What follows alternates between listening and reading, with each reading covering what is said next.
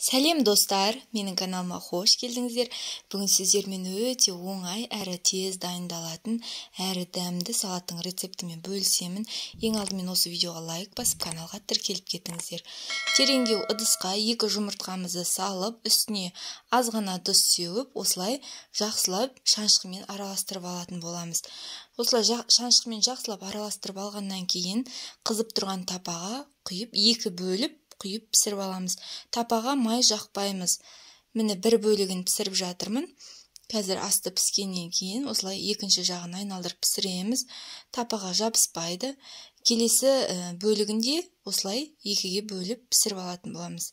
Келесі кезекте дайын болған қоспамызды осылай видеодағыдай етіп бөліп аламыз да ұзынша етіп турап алатын боламыз.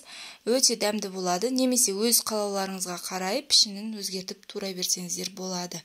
Тереңдеу ыдысқа саламыз. Келесі кезекте қиярды жақсылап тазалап, жуып алып, осылай ұзынша етіп кесіп аламыз. Мен бір ғана қияр қолдандым. Сіздер қалауларыңызға қарай көбірек қолдансаңыздар да болады. Мінекей видеода көрсетілгендей етіп, ұзынша етіп турап аламыз. Достар, келесі кезекте қызанақты турауға кірісеміз. Қызанақты ортасынан бөліп, керек емес жерін алып тастап, осылай ұзынша етіп турап аламыз. Қызанақты да өз қалауларыңызға қарай көбірек қолдансаңыздар болады. Егер сіздер көп адамға жасайтын болсаңыздар, жұмыртқаның да санын көбейтіп қолдансаңыздар болады.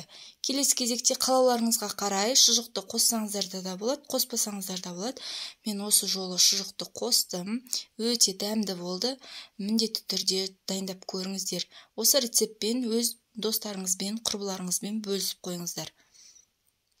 Келесі кезекте қоспамызға осы шұжықтарымызды салып, одан кейін бұршақтарды саламыз. Мен бандуэле бұршағын қолданамын. Дәміне қарай тұз, қара бұрыш сеуіп, үстіне 2 ас қасықтай майонез салып жақсылап араластырамыз. Егер майонез ұнатпасаңыздар, қаймақ қосуға да болады, өте дәмді болады. Мінекей біздің салатымыз дайын. Міндетті түрде жасап көріңіздер. Төмендегі поделиться деген белгіні басып, өз құрбыларыңызбен, достарыңызбен бөліссеңіздер болады. Достар, менің каналымнан қандай рецепттерді күтесіздер, комментарий бөліміне өз пікірлеріңізді білдірулеріңізді сұраймын. Осы видеоға лайк басып, каналға тіркеліп, қоңыраушаны басуды ұмытпаңыздар. Өте дәмді, достар, міндетті түрде сіздерді жасап көріңіздер.